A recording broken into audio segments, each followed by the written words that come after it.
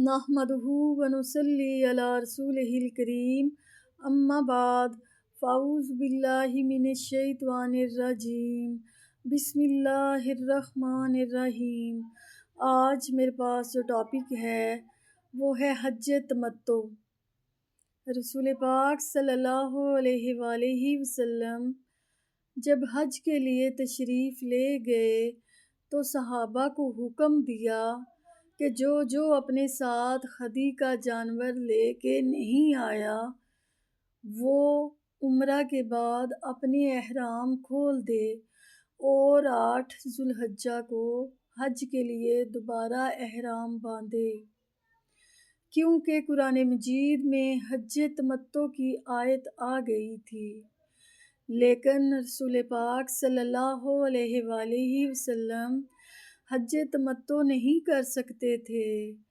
کیونکہ آپ صلی اللہ علیہ وآلہ وسلم اپنے ساتھ ہدی کا جانور لے کے آئے تھے۔ لیکن بہت سے صحابہ ایسے تھے جو اپنے ساتھ ہدی کا جانور لے کے نہیں آئے تھے، کیونکہ وہ غریب لوگ تھے اور وہ حج کی قربانی کی جگہ روزے رکھنا چاہتے تھے، کیونکہ اللہ تعالیٰ نے قرآن مجید میں فرمایا ہے کہ جو لوگ حج کی قربانی کی استطاعت نہیں رکھتے وہ 10 روزے رکھیں، 3 روزے حج کے دنوں میں رکھیں اور 7 روزے گھر جا کے رکھیں۔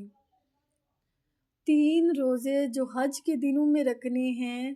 وہ 8 ذو الحجہ، 9 ذو الحجہ،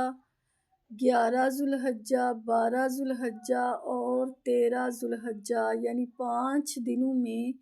3 روزے رکھنے ہیں۔ 10 ذو الحجہ کو روزہ نہیں رکھ سکتے، کیونکہ 10 ذو الحجہ کو عید ہوتی ہے اور عید والے دن روزہ رکھنے سے منع کیا گیا ہے، اور 7 روزے گھر جا کے رکھیں گے۔ لیکن آج کے دور میں جو لوگ حج افورڈ کر لیتے ہیں وہ حج کی قربانی بھی افورڈ کر لیتے ہیں، لیکن پھر بھی اللہ تعالیٰ نے گنجائش رکھی ہے کہ جو لوگ حج کی قربانی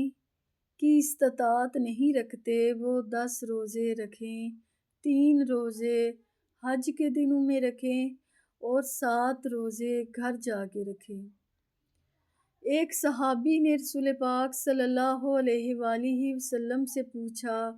یا رسول اللہ صلی اللہ علیہ وآلہ وسلم، کیا حج تمتع ہمارے لیے ہے یا ہمارے بعد میں آنے والے مسلمانوں کے لیے بھی ہے؟ تو رسول پاک صلی اللہ علیہ وآلہ وسلم نے فرمایا، اپنے دونوں ہاتھوں کی انگلیوں کو ایک دوسرے میں داخل کیا اور فرمایا، حج تمتع اب قیامت تک کے مسلمانوں کے لیے ہے، یعنی کہ جس طرح دونوں ہاتھوں کی انگلیاں ایک دوسرے میں داخل کی، اسی طرح عمرہ اور حج ایک سفر میں ہیں، یعنی کہ 99% مسلمان ایسے ہیں جو حج تمتع کرتے ہیں،